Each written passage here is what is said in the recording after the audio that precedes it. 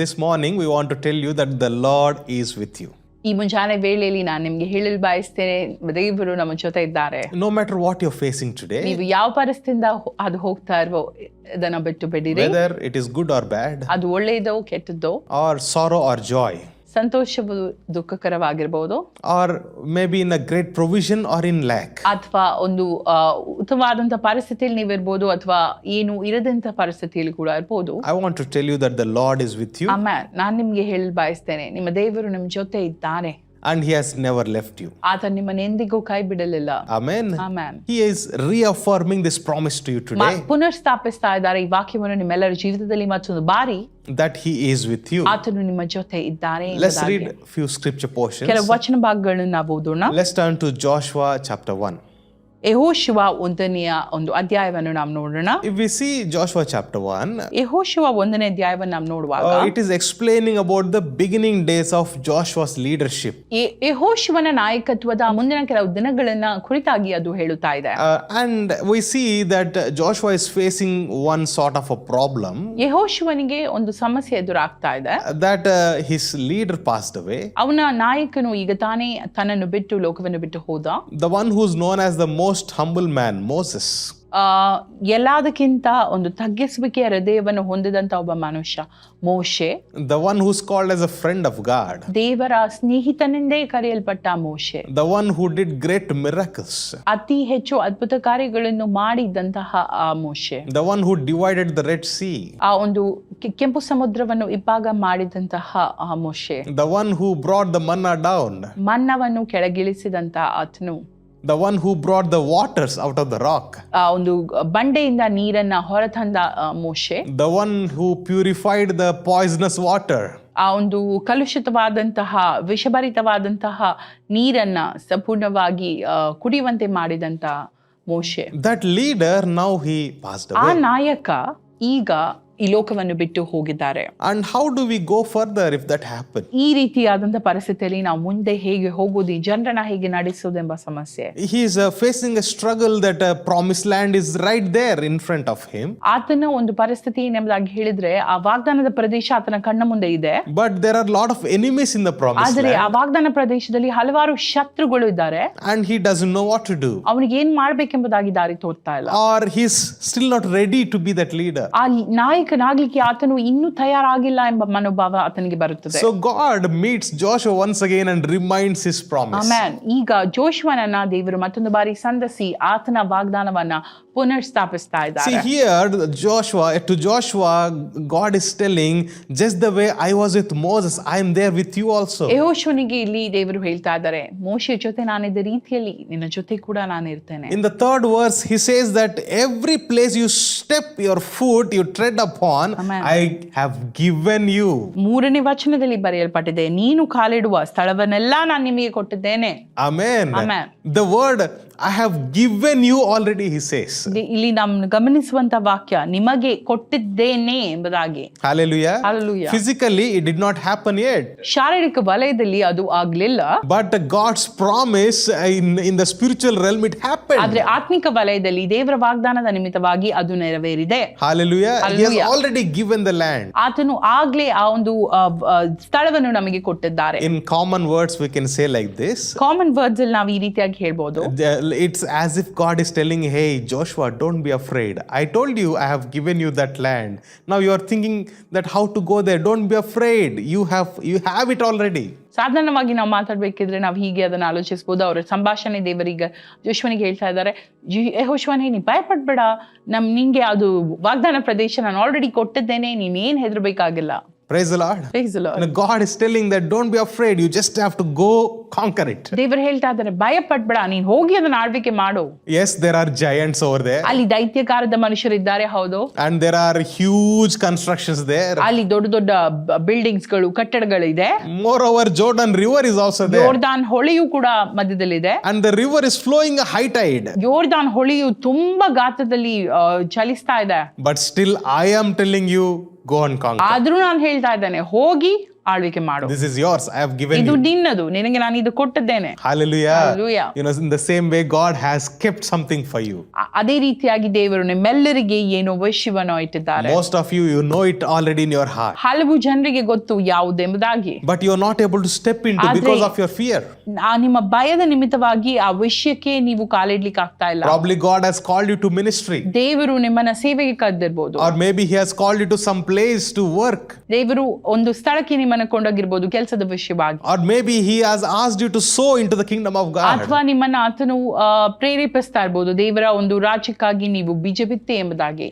But you are afraid of ಆದ್ರೆ something. ನೀವು ಭಯಪಡ್ತಾ ಇದ್ದೀರಾ. Today God is telling you that I have ಇವತ್ತು given you. ದೇವರು ನಿಮ್ಗೆ ಹೇಳ್ತಾ ಇದ್ದಾರೆ, ನಾನು ನಿಮಗೆ ಇದನ್ನ ಕೊಟ್ಟಿದ್ದೇನೆ. Amen. Amen. You know, when God gives a promise, ದೇವರು ವಾಗ್ದಾನವನ್ನು ಕೊಟ್ಟಾಗ it is so powerful that entire heaven is behind that ಅದು promise. ಎಷ್ಟು ಶಕ್ತಿಯುತವಾಗಿದೆ ಎಂಬುದಾಗಿ ಹೇಳಿದ್ರೆ ಇಡೀ ಸ್ವರ್ಗವು ಅದರ ಹಿಂದೆ ಇದೆ ಅಂತೆ ಅದನ್ನು ನೆರವೇರಿಸಲು. God is behind that promise. Amen. ದೇವರು ಆ ವಾಗ್ದಾನದ ಹಿಂದೆ ಇದ್ದಾರೆ. The one who has promised is faithful. Amen. ವಾಗ್ದಾನ ಮಾಡಿದಂತವನು ನಿಜವಾಗಿ ಅದನ್ನು ನೆರವೇರಿಸಲು ಶಕ್ತನು. Hallelujah. Hallelujah. ವಾಗ್ದಾನ ಮಾಡಿದಾತನು ನಂಬಿಗಸ್ತನು. Amen. Hallelujah. Hallelujah. Because he is faithful, we can trust him. ಆತನು ನಂಬಿಗಸ್ತನಾಗಿರುವುದರಿಂದ ನಾವು ಆತನನ್ನು ನಂಬಬಹುದು. God is there to back up that promise. ದೇವರು ಯಾವಾಗಲೂ ಆ ವಾಗ್ದಾನವನ್ನು ನೆರವೇರಿಸಲು ಇದ್ದಾರೆ. Every angel is behind that promise. ಪ್ರತಿಯೊಂದು ದೇವದೂತರು ಕೂಡ ಆ ವಾಗ್ದಾನವನ್ನು ನೆರವೇರಿಸುವ ಕ್ರಿಯೆಯಲ್ಲಿ ಇದ್ದಾರೆ. Entire heaven is behind that promise. ಈ ಒಂದು ಸ್ವರ್ಗವು ಕೂಡ ಆ ಒಂದು ವಾಗ್ದಾನವನ್ನು ನೆರವೇರಿಸುವ ಒಂದು ಕೆಲಸದಲ್ಲಿದ್ದಾರೆ. That's why nothing could stop Joshua. Amen. ಆದುದರಿಂದ ಯಾವುದು ಜೋಶುವನು ತಡೆ ಮಾಡ್ಲಿಕ್ಕೆ ಆಗ್ಲಿಲ್ಲ. See, in the 5th verse it says, no man shall be able to stand before you. 5ನೇ ವಚನದಲ್ಲಿ ನಾವು ನೋಡೋಣ, ನಿನ್ನ ಜೀವಮಾನದಲ್ಲೆಲ್ಲ ಒಬ್ಬನು ನಿನ್ನ ಮುಂದೆ ನಿಲ್ಲನು. Hallelujah. Amen. Why? Because I am with you just the way I was with Moses. ಯಾಕೆ? ನಾನು ಮೋಶೆಯ ಸಂಗಡ ಇದ್ದ ರೀತಿಯಲ್ಲಿ ನಿನ್ನ ಜೊತೆ ಕೂಡ ಇದ್ದೇನೆ. That's why no one can stand against you. ಆದುದರಿಂದ ಯಾರು ನಿನ್ನ ಜೀವಮಾನದಲ್ಲಿ ನಿನ್ನ ಎದುರು ನಿಲ್ಲಲು ಸಾಧ್ಯವಿಲ್ಲ. Hallelujah. And he also says, I'll never leave you nor forsake you. ಇಲ್ಲಿ ಮುಂದೆ ನಾವು ಓದುದಾದ್ರೆ ಅದನ್ನ ಹೇಳ್ತೇನೆ, ನಿನ್ನ ನಾನು ಎಂದಿಗೂ ಕೈ ಬಿಡುವುದಿಲ್ಲ ಮತ್ತೆ ಮಾಚುವುದಿಲ್ಲ. Isn't it the same promise Jesus has given you and me? ಅದೇ ವಚನವನ್ನು ವಾಗ್ದಾನವನ್ನು ದೇವರು ಯೇಸು ಸ್ವಾಮಿ ನನಗೆ ಮತ್ತೆ ನಿಮಗೆ ಒದಗಿಸಿಕೊಟ್ಟಿದ್ದಾರಾ ಇಲ್ವಾ? Is it not why he has given the promised Holy Spirit for us? ಅದೇ ರೀತಿಯನ್ನು ವಾಗ್ದಾನವನ್ನು ನೆರವೇರಿಸಲು ಆತನ ಪವಿತ್ರಾತ್ಮವನ್ನು ನಮಗೆ ನಿಮಗೆ ಕೊಟ್ಟಿದ್ದಾರೆ. Isn't that why he has given his word, his Bible for us? ಆದುದರಿಂದ ಆತನು ಈ ವಾಕ್ಯವನ್ನು ನಮಗೆ ಕೊಟ್ಟಿದ್ದಾನಲ್ಲ. Why are you afraid then? ಯಾಕೆ ನೀವು ಭಯಪಡ್ತಾ ಇದ್ದೀರಾ? Hallelujah. Amen. See, that's why nobody could stop Joshua. ಆದುದರಿಂದ ಈ ಒಂದು ವಾಗ್ದಾನದ ನಿಮಿತ್ತವಾಗಿ ಯಾರು ಯೆಹೋಶುವನ ತಡೆ ಮಾಡ್ಲಿಕ್ಕೆ He ಆಗಿಲ್ಲ. was a man of war who saw victory everywhere. ಆತನು ಯುದ್ಧ ವೀರನಾಗಿದ್ದನು, ಆತನ ಎಲ್ಲಾ ಕಡೆ ಜಯವನ್ನು ಅನುಭವಿಸಿ. Even the nature obeyed him. ಆ ಒಂದು ಸೃಷ್ಟಿ ಕೂಡ ಆತನಿಗೆ ವಿಧೇಯವಾಗಿತ್ತಂತೆ. When they walked, even what that Jordan river ran back. ನಾವು ನೋಡುದಾದ್ರೆ ಅವರು ಯೋರ್ದಾನ್ ಮೇಲೆ ಕಾಲಿಟ್ಟಾಗ ಆ ಯೋರ್ದಾನ್ ಹಿಂಜಾರಿ ಹೋಯ್ತು. Think about this. People were standing at Jordan and the river is flowing in one ನೀವು direction. ಆಲೋಚಿಸಿರಿ, ಜನರೆಲ್ಲ ನಿಂತಿದ್ದಾರೆ ಯೋರ್ದಾನ್ ದಡದಲ್ಲಿ. ಯೋರ್ದಾನ್ ದಡವು ಹರಿಯುತ್ತಾ ಇದೆ, ಯೋರ್ದಾನ್ ಹೊಳೆಯು ಹರಿಯುತ್ತಾ ಇದೆ. And after some time it started to run behind. ಸ್ವಲ್ಪ ಸಮಯ ಆದ ಕೂಡಲೇ ಅದು ರಿವರ್ಸ್ ಆಗಿ And ಕರೆಕ್ಟ್ ಆಗ್ತಾ ಇದೆ. everybody started to talk what kind of a God they are serving. ಎಲ್ಲರೂ ಒಬ್ರಿಗೊಬ್ರು ಮಾತನಾಡ್ತಾರೆ, ಯಾವ ತರದ ದೇವರನ್ನ ನಾವು ಸೇವಿಸ್ತಾ ಇದ್ದೇವೆ. If the God of Israel is so powerful, they started to say. Israel ದೇವರು ಎಷ್ಟು ಶಕ್ತಿಯುತವಾದಂತ ದೇವರು. When Joshua commanded, sun, moon and the stars stopped. ಯೆಹೋಶುವನು ವಾಗ್ದಾನ ಘೋಷಣೆಯನ್ನು ಮಾಡಿದಾಗ ಆ ಒಂದು ಸೂರ್ಯ, ಚಂದ್ರ, ನಕ್ಷತ್ರಗಳು ನಿಂತವು. That is the power of God's ಅದೇ promise. ದೇವರ ವಾಕ್ಯದಲ್ಲಿ ಇರುವಂತಹ ಒಂದು ಶಕ್ತಿಯಾಗಿದೆ. Hallelujah. ಆತನ ವಾಗ್ದಾನದಲ್ಲಿರುವ When ಶಕ್ತಿಯಾಗಿದೆ. God gives you a promise, he will make sure to fulfill. ದೇವರು ನಿಮಗೆ ವಾಗ್ದಾನವನ್ನು ಕೊಟ್ಟಾಗ ಅದು ನೆರವೇರಿಯೇ ನೆರವೇರುತ್ತದೆ. Even if you think that it is getting delayed, God will fulfill it. Amen. ಈಗ ತಡವಾಗ್ತಾ ಇದೆ ಎಂಬುದಾಗಿ ನೀವು ಆಲೋಚಿಸಿದ್ರು ಕೂಡ ಅದು ನಿಜವಾಗಿ ನೆರವೇರಿಯೇ ನೆರವೇರುತ್ತದೆ. Hallelujah. Amen. See here to Joshua, he says in 6th verse. ಯೆಹೋಶುವನಿ ಇಲ್ಲಿ 6ನೇ ವಚನದಲ್ಲಿ ಆತನು ಹೇಳ್ತಾ ಇದ್ದಾನೆ, ನಿನ್ನನ್ನು ಕೈ ಬಿಡುವುದಿಲ್ಲ, ತೊರೆಯುವುದಿಲ್ಲ, ಸ್ಥಿರಚಿತ್ತನಾಗಿರು, ಧೈರ್ಯದಿಂದಿರು. Amen. Amen. He says, be strong, be of good courage. Amen. ನಿನ್ನನ್ನು ನಾನು ಕೈ ಬಿಡುವುದಿಲ್ಲ, ನೀನು ಸ್ಥಿರಚಿತ್ತನಾಗಿರು, ಧೈರ್ಯದಿಂದಿರು. Hallelujah. Amen. And he goes on to say in the next verse, be strong, be very courageous. ಆತನು 7ನೇ ವಚನದಲ್ಲಿ ಹೇಳ್ತಾ ಇದ್ದಾನೆ, ನಿನ್ನನ್ನು ನಾನು ಎಂದಿಗೂ ಬಿಡುವುದಿಲ್ಲ, ನೀನು ಎಡಕ್ಕೆ ಬಲಕ್ಕಾಗಲಿ ಹೋಗಬೇಡ, ನೀನೆಲ್ಲಿ ಹೋದರೂ ಕೃತಾಚಿತ್ತನಾಗಿರು, ನಾನು ನಿನ್ನ ಜೊತೆ ಇದ್ದೇನೆ ಎಂಬುದಾಗಿ. Hallelujah. Hallelujah. See here it says, be strong, be courageous, be very strong, be very courageous. ಇಲ್ಲಿ ಹೇಳಲ್ಪಟ್ಟಿದೆ, ನೀನು ಸ್ಥಿರಚಿತ್ತನಾಗಿರು, ಧೈರ್ಯದಿಂದಿರು, ನೀನು ಸ್ಥಿರಚಿತ್ತನಾಗಿರು, ತುಂಬಾ ಧೈರ್ಯದಿಂದಿರು ಎಂಬುದಾಗಿ. Hallelujah. Amen. See, God is repeatedly saying that because Joshua was a little bit scared. ದೇವರು ಮತ್ತೊಂದು ಬಾರಿ ಅದನ್ನೇ ಹೇಳ್ತಾ ಇದ್ದಾರೆ, ಯಾಕಂದ್ರೆ ಯೆಹೋಶುವನಿಗೆ ಸ್ವಲ್ಪ ಭಯವಾಗಿತ್ತು. New responsibility, ಹೊಸ ಒಂದು ಜವಾಬ್ದಾರಿ, new wars, ಹೊಸ ಹೋರಾಟಗಳು, new place to go, ಹೊಸ ಜಾಗಕ್ಕೆ ಹೋಗ್ಬೇಕಾಗಿದೆ, new difficulties. ಹೊಸ ಕಷ್ಟಗಳು ಬರ್ಬೋದು. What are you facing today? ನೀವು ಯಾವ ಪರಿಸ್ಥಿತಿಗಿಂದ ಹಾದು ಹೋಗ್ತಾ ಇದ್ದೀರಾ? God is telling you, be strong and be courageous. ದೇವರು ಹೇಳ್ತಾ ಇದ್ದಾರೆ, ನೀವು ಜಯಶಾಲಿ ಆಗ್ತೀರಾ, ನೀವು ದೃಢವಾಗಿರಿ, ಧೈರ್ಯದಿಂದಿರಿ ಎಂಬುದಾಗಿ. Don't be worried. ನೀವು ಭಯ ಪಡಬೇಡಿರಿ. Don't be afraid. ನೀವು ಭಯ ಪಡಬೇಡಿರಿ. He only tells one thing to do. ಆತನು ಒಂದೇ ವಿಷಯ ಹೇಳ್ತಾನೆ, ನೀನ್ After he says, be strong, be courageous, don't be afraid, he tells one more thing to ನೀನು do. ಸ್ಥಿರಚಿತ್ತನಾಗಿರು, ಧೈರ್ಯದಿಂದಿರು, ಭಯ ಪಡಬೇಡ ಎಂಬುದಾಗಿ ಹೇಳುವಾಗ ಆತನು ಒಂದು ವಿಷಯವನ್ನು ಕೂಡ ಹೇಳ್ತಾನೆ, ನೀನಿದು ಮಾಡು. That is to meditate upon the word of God day and night. ಅದೇನೆಂಬುದಾಗಿ ಹೇಳಿದ್ರೆ, ದೇವರ ವಾಕ್ಯವನ್ನು ಹಗಲಿರುಳು ಧ್ಯಾನಿಸುತ್ತಾ ಇರು. So at that time they did not have full Bible, right? What did ಆ they have? ಸಂದರ್ಭದಲ್ಲಿ ಅವರಿಗೆ ಫುಲ್ ಬೈಬಲ್, ನಮ್ಮಲ್ಲಿರುವ ರೀತಿಯ ಸತ್ಯವೇದ ಇರಲಿಲ್ಲ. They had the law of Moses. ಅವ್ರಿಗೆ ಏನಿತ್ತು? ಮೋಶೆಯ ಒಂದು ಧರ್ಮಶಾಸ್ತ್ರ. So here it says, let the law not depart from your mouth. ಆ ಒಂದು ಧರ್ಮಶಾಸ್ತ್ರವು ನಿನ್ನ ಬಾಯನ್ನು ಬಿಟ್ಟು ಹೋಗದೆ ಇರಲಿ. Hallelujah. That's what God is expecting us to do. ದೇವರು ಕೂಡ ಅದನ್ನೇ ನಮ್ಮಿಂದ ಬಯಸ್ತಾ ಇದ್ದಾರೆ. And he is telling Joshua, don't turn away from the law left or right. ಧರ್ಮಶಾಸ್ತ್ರದಿಂದ ಎಡಕ್ಕಾಗಲಿ ಬಲಕ್ಕಾಗಲಿ ತಿರುಗಬೇಡ ಎಂಬುದಾಗಿ ದೇವರು ಹೇಳ್ತಾ ಇದ್ದಾರೆ. ಅದು ಹೇಳಿದ ರೀತಿಯಲ್ಲಿ ಮಾಡು, and victory is yours. ಆಗ ಜಯವು ನಿಮ್ಮದಾಗುತ್ತದೆ. Hallelujah. Amen. That's what God is expecting from you and me. ದೇವರು ನನ್ನಿಂದ ನಿಮ್ಮಿಂದ ಇದನ್ನೇ ಎಕ್ಸ್ಪೆಕ್ಟ್ ಮಾಡ್ತಾ ಇದ್ದಾರೆ. Meditate upon the word of God, promises of God day and night. ದೇವರ ವಾಕ್ಯದಲ್ಲಿ ಹಗಲಿರುಳು ಧ್ಯಾನಿಸ್ತಾ ಇರೋ, and meditate so much that it will change your thinking. ನೀನು ಎಷ್ಟು ಧ್ಯಾನಿಸಿ ಎಂಬುದಾಗಿ ಹೇಳಿದ್ರೆ ಅದು ನಿನ್ನ ಮನಸ್ಥಿತಿಯನ್ನ, ನಿನ್ನ ಆಲೋಚನೆಯನ್ನ ಬದಲಾಯಿಸಲಿ. And henceforth you will speak it from your mouth. ನೀನು ಅದು ಆಲೋಚನೆ ಬದಲಾವಣೆಯ ಮೂಲಕ ನಿನ್ನ ಬಾಯಿಗಳಿಂದ ಅರಿಕೆಯನ್ನು ಮಾಡ್ತೀಯಾ, and you practice it in your life. ಮತ್ತು ನಿನ್ನ ಜೀವಿತದಲ್ಲಿ ಆ ವಾಕ್ಯವನ್ನು ಅಳವಡಿಸಿಕೊಂಡು ಅದನ್ನ ನೆರವೇರಿಸ್ತಾ. Hallelujah. The more you read, meditate, speak and believe, ನೀನು ಎಷ್ಟು ದೇವರ ವಾಕ್ಯವನ್ನ ಓದುತ್ತಿ ಜ್ಞಾನಿಸ್ತೀಯೋ, ಅದನ್ನ ಅರಿಕೆ ಮಾಡ್ತೀಯೋ, and the more you believe, you will practice it. ನೀನು ಎಷ್ಟು ಅದನ್ನ ನಂಬ್ತೀಯೋ ಅಷ್ಟೇ ನೀನು ಅದನ್ನ ಕಾರ್ಯರೂಪಕ್ಕೆ ತರುತ್ತೀಯ. and it will change your entire life. ಅದು ನಿನ್ನ ಜೀವಿತವನ್ನೇ ಬದಲಾಯಿಸುವಂತದ್ದಾಗಿದೆ. Hallelujah. Hallelujah. See, that is the reason, that was a secret why Joshua was never defeated. ಇದೇ ಒಂದು ರಹಸ್ಯವಾಗಿದೆ, ಯೆಹೋಶುವನು ಸೋಲನ್ನು ಕಾಣದೆ ಇದ್ದ ಒಂದು Hallelujah. ರಹಸ್ಯ. No, actually the journey from Egypt, the land of slavery, to the promised land, hardly it will take 11 days.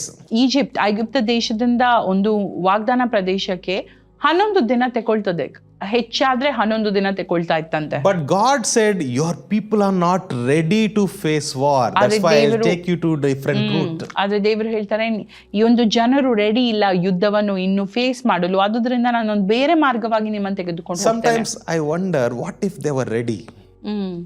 ಕೆಲವೊಂದು ಸಂದರ್ಭದಲ್ಲಿ ನಾನು ಆಲೋಚಿಸ್ತೇನೆ, ಅವರು ತಯಾರಿದ್ರೆ ಹೇಗಿರ್ಬೋದು ಪರಿಸ್ಥಿತಿ. They would have conquered earlier. ಅವರು ಇನ್ನು ವೇಗವಾಗಿ ಅದನ್ನ ಕಾನ್ಕರ್ ಮಾಡಬಹುದಾಗಿತ್ತು, ಆಳ್ವಿಕೆ ಮಾಡಬಹುದಿತ್ತು. For this 40 years they learned so many lessons which are lessons for us. ಆದರೆ ಈ 40 ವರ್ಷ ದೇವರು ಅವರಿಗೆ ಕಲಿಸಿದೆಲ್ಲ ಪಾಠ ವಿಷಯಗಳು ನಮಗೆ ಕೂಡ ಒಂದು ಪಾಠವಾಗಿದೆ. Hallelujah.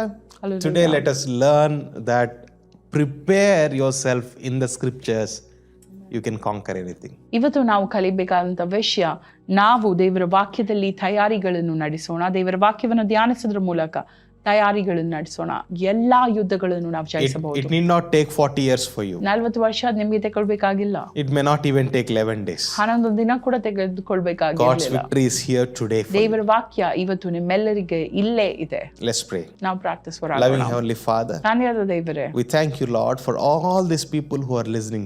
ಎಲ್ಲಾ ಜನರಿಗೋಸ್ಕರ ಸ್ತೋತ್ರ, ನಿನ್ನ ವಾಕ್ಯವನ್ನು ಅವರು ಜ್ಞಾನಿಸ್ತಾ ಇದ್ದಾರೆ. Thank you Lord for sowing your seed in our heart. ವಾಕ್ಯದ ಬೀಜವನ್ನು ನಮ್ಮ ಹೃದಯದಲ್ಲಿ ಬಿತ್ತದಕ್ಕಾಗಿ ಸ್ತೋತ್ರ. We pray that your word will bear 100 folds of fruit. ನಿಮ್ಮ ವಾಕ್ಯ ಹೆಚ್ಚಾಗಿ 100ರಷ್ಟು ಫಲವನ್ನು ಕೊಡಲಿ ಕರ್ತನೆ. Lord, for those who are facing trouble and trials in their life, ಯಾರೆಲ್ಲ ತಮ್ಮ ಜೀವಿತದಲ್ಲಿ ಕಷ್ಟ ಪರಿಸ್ಥಿತಿಯಿಂದ ಹಾದು ಹೋಗ್ತಾ ಇದ್ದಾರೋ Lord, we pray for your great victory in the name of ನಾವು Jesus. ಪ್ರಾರ್ಥಿಸುವವರಾಗಿದ್ದೇವೆ ಸ್ವಾಮಿ, ಹೆಚ್ಚಾದಂತಹ ಜಯವು ಅವರ ಜೀವಿತದಲ್ಲಿ ಅವರು ಅನುಭವಿಸಲಿ. Lord, thank you for speaking to us that we realize today the importance of meditating your scriptures. ಆಮೇಲೆ ನಮ್ಮ ಜೊತೆ ನೀನು ಮಾತನಾಡೋದಕ್ಕಾಗಿ ಸ್ತೋತ್ರ. ಇಂದಿನ ದಿನದಂದು ನಮಗೆ ಅರ್ಥವಾಗಿದೆ ಸ್ವಾಮಿ, ಯಾವ ಒಂದು ಪ್ರಾಮುಖ್ಯತೆಯನ್ನು ನಿನ್ನ ವಾಕ್ಯವನ್ನು ದಾನಿಸೋದು ಎಷ್ಟು ಇಂಪಾರ್ಟೆಂಟ್ ಎಂಬುದಾಗಿ ನೀನು ನಮಗೆ ಅರಿವು ಮಾಡಿಕೊಟ್ಟಿದ್ದೀರಾ. There is no need to be afraid or dismayed, but meditate the scriptures.